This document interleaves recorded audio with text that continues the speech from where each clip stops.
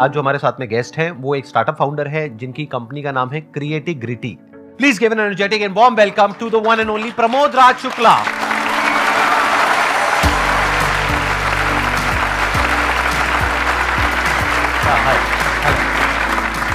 Please have a seat, बैठिए।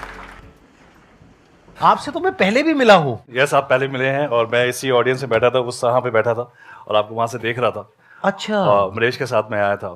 ओह got it. Amrish Bharti के साथ आप आए थे? Yes. हाँ, मैं वही सोच रहा हूँ, मैं आपसे मिला हुआ हूँ। हाँ, एज असिस्टेंट आया था मैं। हाँ, अरे good to know that ji, and finally you are here as a guest. My pleasure sir, thank you so good much. To meet you. थोड़ा सा आप अपने बैकग्राउंड के बारे में बताइए कि आपने कब शुरू किया, कैसे किया? मुझे एक कंपनी स्टार्ट करनी थी बच्चों के लिए, जो हमारे यंगस्टर्स हैं, जो कि टीयर 2 टीयर 3 सिटीज़ में हैं और उनके पास एजुकेशन नहीं है, वो स्ट्रगल कर रहे हैं। कम्युनिकेशन स्किल्स उनके पास काफ़ी अच्छी है लेकिन उनके पास जॉब नहीं है। तो मैं सोचा कि एक ऐसी कंपनी स्टार्ट करनी है मुझे जो कि एम्प्लॉयमेंट क्रिएट कर सके।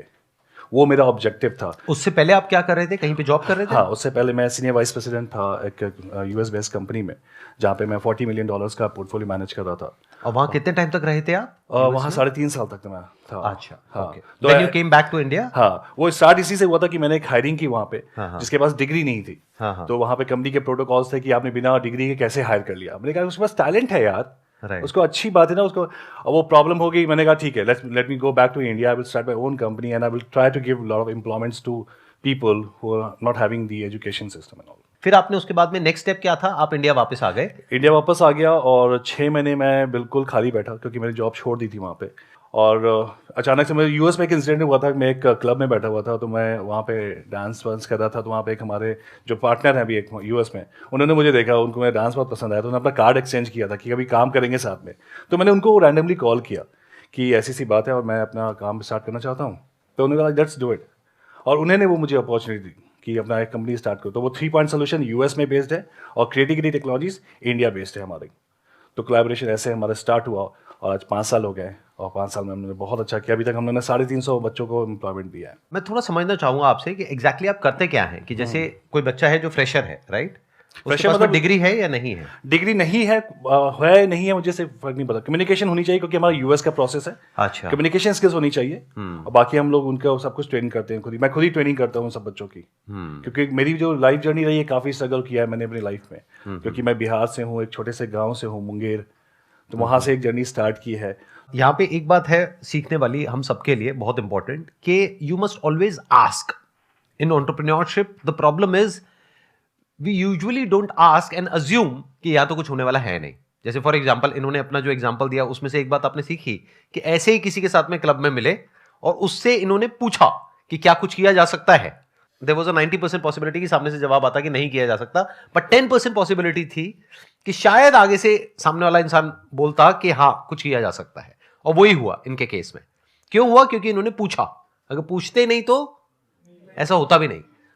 तो बहुत बार हम लोग एक्सक्यूज तो देते हैं बिजनेस करते वक्त कि मेरे पास में ये नहीं है, मेरे पास में वो नहीं। आपने पूछा किसी से? जब पूछोगे तो कोई मना क्यों करेगा? और मना कर भी देगा तो एक करेगा, दो करेगा, बाकी कोई ना कोई तो हाँ करेगा। पूछो तो सही। तो ये एक यहां पे लेसन है बहुत बड़ा सीखने वाला। तो अब यहां पे आपका और उनका टाई अप तो हो गया, यानी कि उन्होंने कहा कि यूएस में मैं संभालूंगा, यहां पे आप संभालो। वो क्या कर रहे थे? वो कंपनी बेचने वाले थे। एक्चुअली ही 70 years old guy। 70 years old? 70 years old। Okay। और उनको अपनी कंपनी सेल आउट करनी थी। मैंने कहा कि आप कंपनी बेचो मत, ठीक है, हम लोग साथ में करते हैं, आप मुझे पूरा का पूरा आउटसोर्स कर दो। और उनकी कंपनी किस चीज की थी? हम लोग वर्कफोर्स प्रोवाइड करते हैं फार्मास्यूटिकल मेडिकल डिवाइस कंपनीज को। लेकिन एग्जांपल हमारे जैसा भी कोविड आया है, तो कोविड में ड्रग डिस्कवरी हो रही है, तो उनको वॉलंटियर्स चाहिए, क्लिनिकल ट्रायल्स वाले बंदे चाहिए, ड्रग सेफ्टी वाले बंदे चाहिए। तो सारा का सारा वर्कफोर्स हम प्रोवाइड करते हैं। जैसे जॉनसन जॉनसन है, फाइजर है, मेडोनिक्स है, ये सारी क्लाइंट्स हैं हमारे, उनको हम लोग वर्कफोर्स प्रोवाइड करते हैं। और आज हम लोग जो 5 साल में वर्थ है हम लोग का $14 मिलियन की कंपनी हो गई है। जो भी ये कंपनीज है, फार्मा कंपनीज हैं या ये सब जो कंपनीज हैं, इनके जो भी नए फॉर्मूलाज आते हैं, प्रोडक्ट्स आते हैं, ड्रग्स आती है, उसकी टेस्टिंग के लिए उनको लोग चाहिए होते हैं। हाँ, उनको मैन्युफैक्चरिंग के लिए बंदे चाहिए होते हैं, क्लिनिकल स्टडी के लिए बंदे चाहिए होते हैं। Before the drugs come to the market, it has to go through the certain clinical trials. Right. तो उसमें जो बंदे चाहिए होते हैं, उनको जो कैंडिडेट चाहिए होते हैं, जो वॉलंटियर्स चाहिए होते हैं, पूरा का पूरा हम लोग प्रोवाइड करते हैं वो चीज़। तो आप लोग उनको अभी फिलहाल इंडिया में प्रोवाइड कर रहे हैं, राइट? नहीं, मैं इंडिया से यूएस में ही प्रोवाइड कर रहा हूँ। मतलब हमारी टीम बैठती है इंडिया में, हमारे पास ऑलमोस्ट 5000 लोगों का डेटाबेस है वहाँ पे जहाँ पे डॉक्टर्स भी हैं, केमिस्ट भी हैं, मैन्युफैक्चरिंग इंजीनियर्स भी हैं, तो यहाँ से टीम उनसे कोऑर्डिनेट करती है कि किस प्रोजेक्ट्स में उनको प्लेस करना है। सपोज हमारे पास 5 प्रोजेक्ट्स आ गए राइट, और हमारे पास 5 बंदे हैं, तो उनसे बात करना, उनको समझाना कि ये प्रोजेक्ट्स में ये हमारा ड्रग डिस्कवरी चल रही है, आप यहाँ पे इंटरेस्टेड हो यहाँ पे जाने के लिए, तो वहाँ पे उनको प्लेस करते हैं, वहाँ जाते हैं, उनका इंटरव्यू होता है, फिर they start the process. Same जो आप बिजनेस मॉडल बता रहे हैं उसको क्या कोई भी आसानी से रेप्लिकेट कर सकता है या फिर उसमें कहीं पे कुछ मुश्किल आने वाली है? थोड़ा सा प्रॉब्लम ये आ सकती है, उनको यूएस एफडीए गाइडलाइन का जो प्रोटोकॉल्स है वो फॉलो करना पड़ेगा बहुत ज़्यादा, उसकी नॉलेज बहुत अच्छी होनी चाहिए, because when you talk to any candidates in US you have to have that business language कि किस बिजनेस में बात करनी है उनसे, क्योंकि आप सिंपली उनसे नहीं बात कर पाओगे। वो थोड़ा सा चैलेंजिंग होता है। अगर आपके पास फार्मा का बैकग्राउंड हो तो आपको you can easily build up. Revenue wise आपकी रेवेन्यू क्या रही? पहले साल में कितनी रही, दूसरे में, तीसरे में? 6 में तो मैंने कुछ भी नहीं कमाया था। 6 महीने तक कुछ नहीं? या ठीक है। अब मुझे याद है कि मैंने पहला जो अर्निंग की थी वो $800 समथिंग था वो, फिर दूसरे में 20K तक गया, फिर अभी हम लोग का जो गया है 1 CR के पास हम लोग टच करते पर मंथ।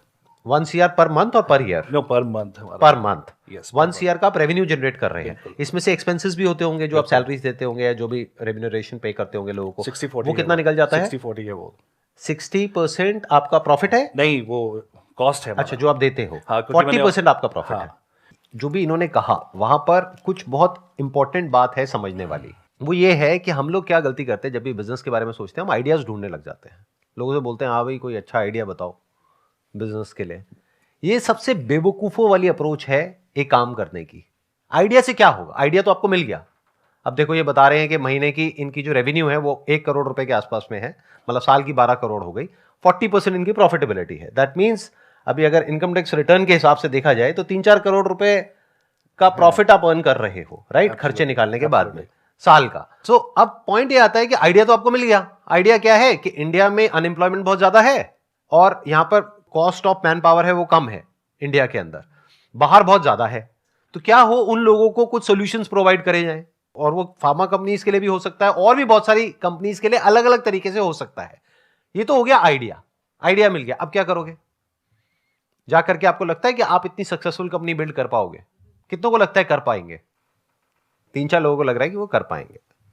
ठीक है, इसको आप कॉन्फिडेंस भी कह सकते हो, ओवर कॉन्फिडेंस भी कह सकते हो। मेरे स्टैंड पॉइंट से देखोगे तो ओवर कॉन्फिडेंस है। क्यों? क्योंकि उसके पीछे एक रीजन है। काम हमेशा वो करना चाहिए जिस काम से रिलेटेड आपके पास में कुछ नॉलेज हो, एक्सपीरियंस हो, कोई स्किल हो।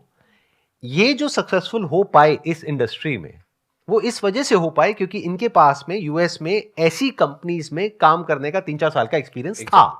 तो इन्होंने अपनी लाइन से रिलेटेड काम किया। ये नहीं कि कोई बिजनेस आइडिया सर्च किया। इन्होंने मेरा जो बिजनेस है उसके कंपटीशन में एक वेबसाइट लॉन्च नहीं करी। वो करते तो there is a strong possibility 99.99% के फेल हो जाते क्योंकि और बहुतों ने किया और वो फेल हो गए। क्योंकि एक बैकग्राउंड होता है, जिस बैकग्राउंड से आप पहले चीजों को समझते हैं फिर काम करते हैं।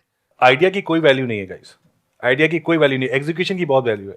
आपको इकोसिस्टम समझना पड़ेगा कि जो कोई भी आइडिया आप रन कर रहे हो उसका इकोसिस्टम कैसे काम करता है। आप कोई भी कंपनी की स्टार्ट करना चाहते हो, उसके जो कंप्लाइंसेस है बहुत इंपॉर्टेंट है। आपको नहीं पता उसकी गवर्निंग बॉडी जो है, गवर्निंग बॉडी ना जो गवर्नमेंट का जो उसमें इन्वॉल्वमेंट है वो कितना ज़्यादा है।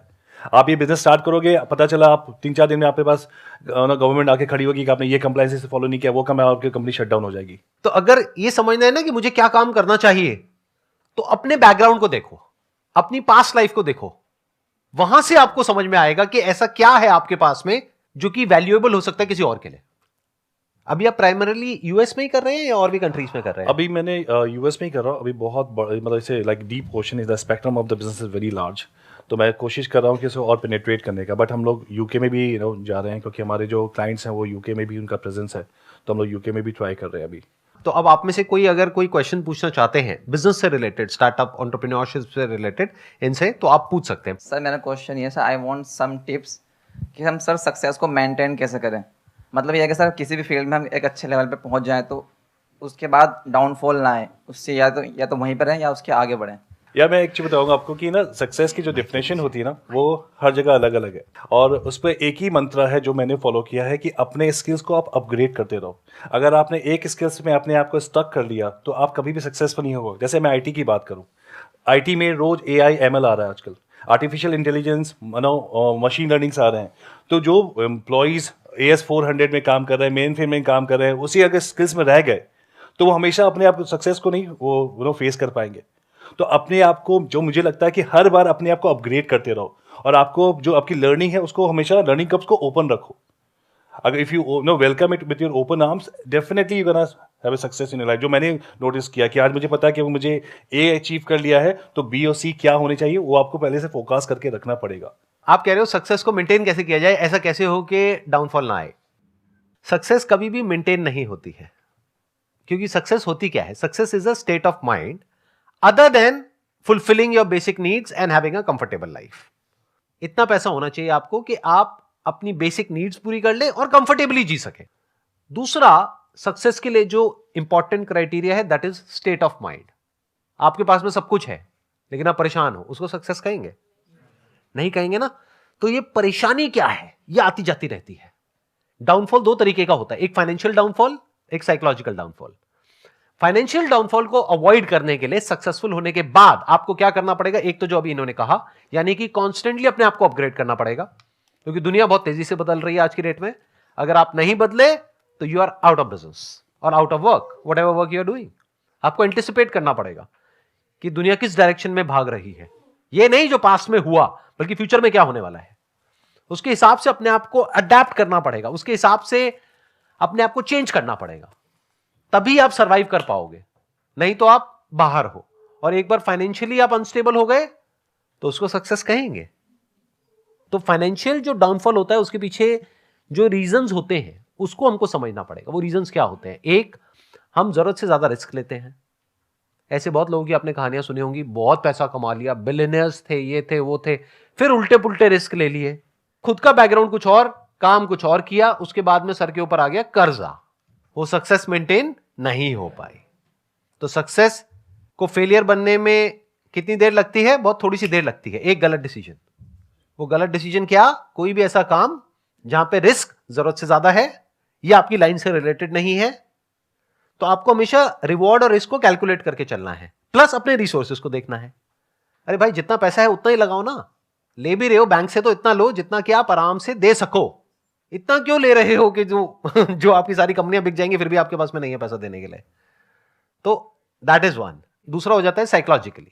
साइकोलॉजिकली ऐसा कैसे हो कि हमारी जो सक्सेस है वो मेंटेन हो पाए? ऐसा कभी नहीं होगा. साइकोलॉजिकली सक्सेस का मतलब है ग्रोथ, नॉट अचीवमेंट. जैसे फॉर एग्जाम्पल, आप एक बहुत अच्छे एक्टर हो और 20 साल पहले आपने कोई बहुत बड़ा अवार्ड जीता था, उसको अपने कमरे में लगाया हुआ है, उसको देखे जा रहे हो, खुश हुए चले जा रहे हो. क्या वो सक्सेस है? 20 साल पहले आप क्या कर रहे थे दैट इज नॉट इंपॉर्टेंट. आज क्या कर रहे हो दैट इज इंपॉर्टेंट. क्या आप आज काम कर रहे हो, आज अपने काम में ग्रो कर रहे हो, आज कुछ नया कर रहे हो, कुछ अलग कर रहे हो, या वही जो 20 साल पहले आपने किया था उसी को रिपीट कर रहे हो? तो साइकोलॉजिकली जो डाउनफॉल है, जिसको फेलियर भी आप बोल सकते हो चाहो तो, but psychologically ups and downs चलते रहते हैं. सब कुछ होता है आपके पास में, फिर भी मूड खराब होता है. कई बार कुछ भी नहीं होता है, फिर भी मूड अच्छा होता है. कई बार बहुत सक्सेसफुल हो जाते हो, तब भी लगता है कि ये क्या हो गया, ये तो मैं फंस गया. मतलब लड़की ने हाँ बोल दिया, फिर भी लग रहा है कि ये क्या हो गया. और कई बार किसी ने ना बोल दिया, तब भी अच्छा लग रहा है अंदर से, चलो बच गया. तो success is just a state of mind as far as psychological success is concerned. It's just your point of view, how you are looking at life. तो साइकोलॉजिकली डाउनफॉल आना ही आना है. इस गलतफहमी में मत रहना कि कभी डाउनफॉल नहीं आएगा. सबकी लाइफ में अप्स एंड डाउन्स आते हैं. बाहर क्या चल रहा है उससे मैटर नहीं करता है, अंदर क्या चल रहा है वो बिल्कुल अलग होता है in most of the cases उससे जो बाहर चल रहा होता है.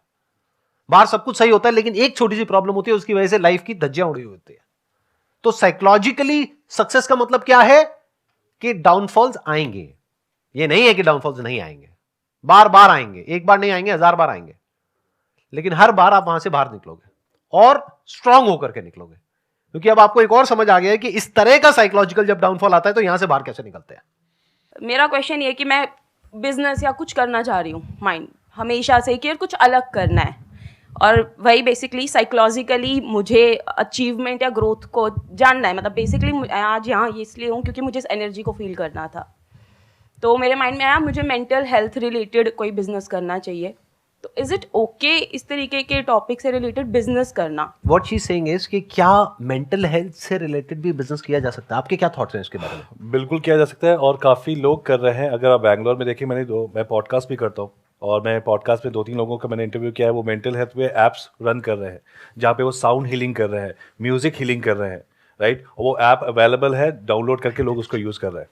तो आप बिजनेस कर सकते हो, लेकिन ये देखना बहुत ज़रूरी है कि वो आइडिया कितना आगे चलेगा, क्योंकि मेंटल हेल्थ में जब हम बात करते हैं मेंटल हेल्थ में कोई बिजनेस करने का, लोग थोड़ा हेजिटेंट हो जाते हैं, यार ये मेंटल हेल्थ में पैसे क्यों लगाना है। लेकिन listen to Sandeep Maheshwari, right. हाँ हाँ, तो अगर आप ऐसा कोई बिजनेस करोगे तो आपका सबसे बड़ा कॉम्पिटिटर तो मैं ही हूँ। और मैं जो अपनी सर्विस दे रहा हूँ वो उस कॉस्ट पे दे रहा हूँ कि और कोई नहीं दे सकता है। हाँ, ठीक है।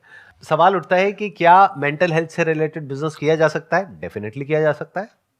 इनफैक्ट मेंटल हेल्थ ही क्यों, किसी भी काम से related, any work for that matter, उससे रिलेटेड बिजनेस किया जा सकता है।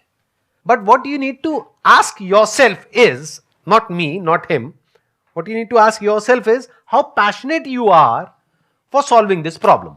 Mental health is a big problem. India में अभी अवेयरनेस बिल्कुल भी नहीं है मेंटल हेल्थ से रिलेटेड। बट फ्यूचर में जैसे जैसे ये प्रॉब्लम बढ़ेगी, जो बढ़नी ही है टाइम के साथ साथ, जैसे जैसे हमारा जो लाइफस्टाइल है वो चेंज हो रहा है, जैसे जैसे हमारी ईटिंग हैबिट चेंज हो रही है, जैसे जैसे जो एनवायरनमेंट है वो और पॉल्यूटेड होता चला जा रहा है, जैसे जैसे हमारी लाइफ में स्ट्रेस बढ़ रहा है, एंजाइटी बढ़ रही है, तो मेंटल हेल्थ इश्यूज बहुत बढ़ने वाले हैं फ्यूचर में। तो अगर उससे रिलेटेड आप कोई काम करते हो, दैट इज द फ्यूचर। तो ये काम ऐसा है जो हमेशा रेलेवेंट रहेगा। इससे रिलेटेड क्या क्या बिजनेसेस हो सकते हैं, I am not the right person to ask, because मैंने इससे रिलेटेड कभी कोई बिजनेस नहीं किया है। तो आपको क्या करना होगा, ग्लोबली देखना होगा लोग इससे रिलेटेड क्या क्या बिजनेसेस कर रहे हैं। वहां पर आप देख सकते हो क्या क्या गैप्स अवेलेबल है, क्या क्या प्रॉब्लम्स है, किस किस तरह की है। फिर उससे रिलेटेड आप सोच सकते हो कि उन प्रॉब्लम्स को सॉल्व करने में मैं कितनी पैशनेट हूं, मैं कितना पैशनेट हूं। अगर आप हो तो definitely there is a big opportunity.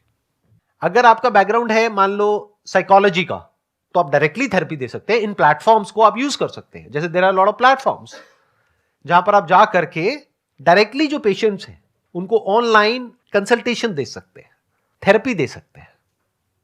क्या वहां पे पैसा कमाया जा सकता है? बिल्कुल कमाया जा सकता है। तो डिपेंड करता है कि आपका बैकग्राउंड क्या है, उसके हिसाब से सोचना होता है कि हम क्या कर सकते हैं। अभी मुझे ऐसा लगता है ना कि बहुत हद तक ये ना एक फैंसी वर्ड हो गया है स्टार्टअप, और नो मुझे स्टार्टअप करना है। और मैं बहुत लोगों से जब बात भी करता हूँ तो लोग कहते हैं कि ये क्यों करना है स्टार्टअप, क्या रीज़न है? अरे यार मुझे अपना बॉस खुद बनना है, अरे मुझे यार वो 9 to 6 वाली जॉब नहीं करनी है, अरे कल मेरे बॉस में से चिल्ला रहा था। ये जो कॉन्सेप्ट है वो एब्सोल्युटली रॉन्ग कॉन्सेप्ट है। इस पर आप सक्सेसफुल नहीं हो सकते क्योंकि अंदर से फील नहीं हो रहा, आप चीज़ों से भागने की कोशिश कर रहे हो। Exactly right. और वो ज़्यादा प्रॉब्लमेटिक, क्योंकि आपको बताओ जब अपना स्टार्टअप स्टार्ट करोगे आप, आपकी कोई टाइमलाइन नहीं है आप कितने घंटे काम करोगे, 18, 19, 20 घंटे काम करोगे। मैं कभी सोचता हूँ यार मैं जॉब में था जब मैं ज़्यादा खुश था, आज 100 लोगों की 200 की सैलरी पे करनी है, फैमिली मेरी इतनी बड़ी है, उनकी सैलरी जानी है टाइम पे, उसके लिए आपको दिन रात मेहनत करनी पड़ेगी, दिन रात। तो ये जो कॉन्सेप्ट है ना कि आइडिया या कुछ नया करते हैं, करो, अच्छी बात है, बहुत अच्छी बात है अगर आपके पास आइडियाज आ रहे हैं, लेकिन वो फील होना चाहिए अंदर से, वाकई मुझे करना है।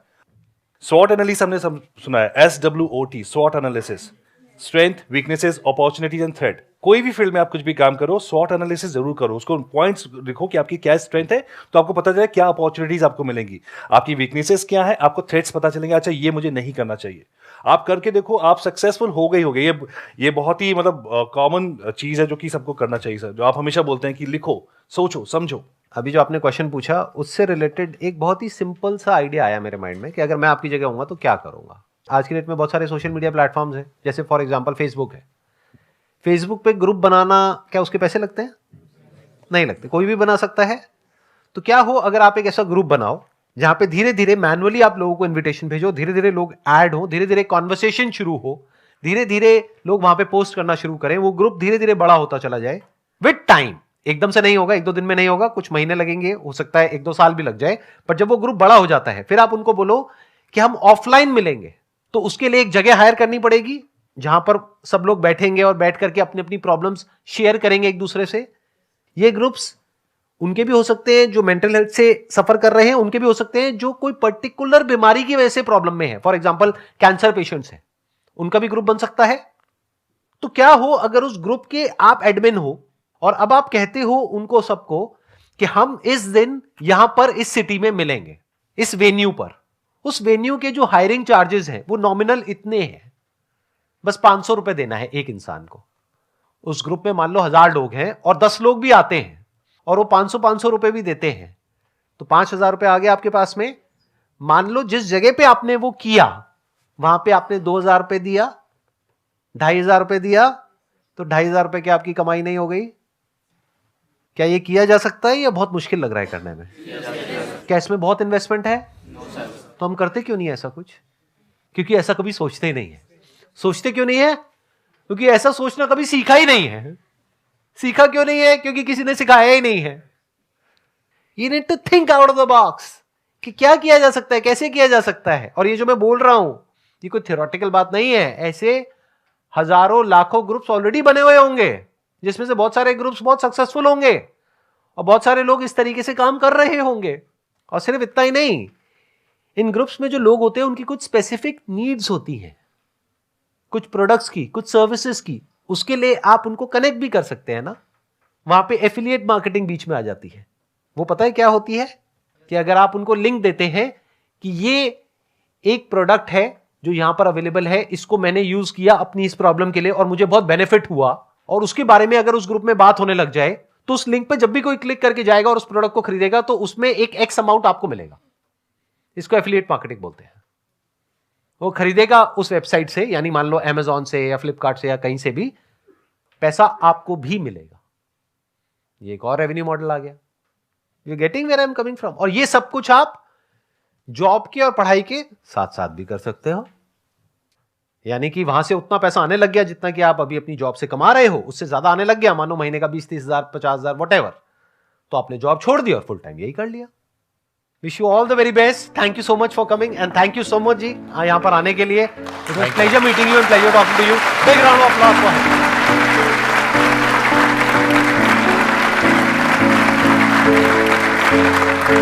हिम।